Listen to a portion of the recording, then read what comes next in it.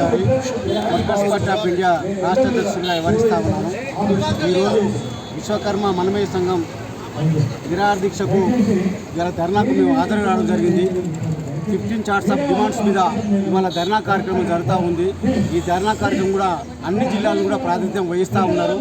ముఖ్యంగా విశ్వకర్మలు రాజకీయంగా ముందుకు నడవాలని చెప్పి మేము విజ్ఞప్తి చేస్తూ ఉన్నాం.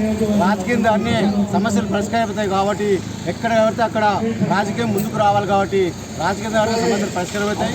అదేవిధంగా ఇవాళ కర్రకోత మిషన్ కానీ లేదా సన్నకార సమస్యలు కానీ అన్ని విధాలు ఇలా ఫారెస్ట్ అధికారులు కానీ అటు టీఎఫ్ సంబంధించిన అధికారులు కానీ ఇలా చాలా వేధిస్తూ ఉన్నారు.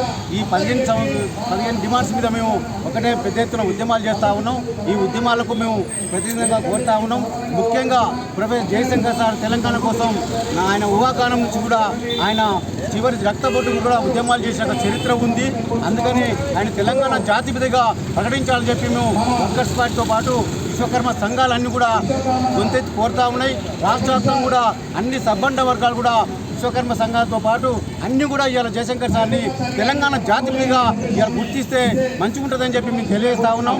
ఏదేమైనా మా యొక్క ఆయుధాలు సృష్టికర్తలు మేము ఇలా ఎందుకంటే ఇలా బండెనక బండి కట్టి 16 బండ్లు కట్టి ఏ బండిలో వస్తారని నైజాం సార్ కూడా అంటే బండి యాదికి రాసిన పాట మా బండిని తయారు చేసిన ఎవరంటే మా విశ్వకర్మ ముద్దుబిడ్డ ఇలా చెళ్లపై శిల్పాలు చెక్కి ఇలా ఉద్యమాలు చేసిన ఒక చరిత్ర అందాలు తెచ్చిన ఈ సమాజానికి అందాలు తెచ్చిన చరిత్ర కాబట్టి మాకు అన్ని విధాల సృష్టికర్తలం మూలకర్తలం ఈ సమాజానికే సేవను అందించడం కాబట్టి ఇవాళ ముఖ్యమంత్రిని ఒకటే కోరుతా ఉన్నాం.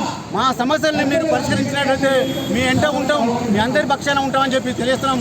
ఒకవేళ లేని పక్షాలు ఉంటే విశ్వకర్మలం గడప గడపకు ఉద్యమించి చైతన్యవంతమైన రాజకీయం చేసి బలమైన పోరాటాలు చేయడానికి మేము ఉద్యమానికి ముందుంటామని చెప్పి తెలియజేస్తా ఉన్నాం.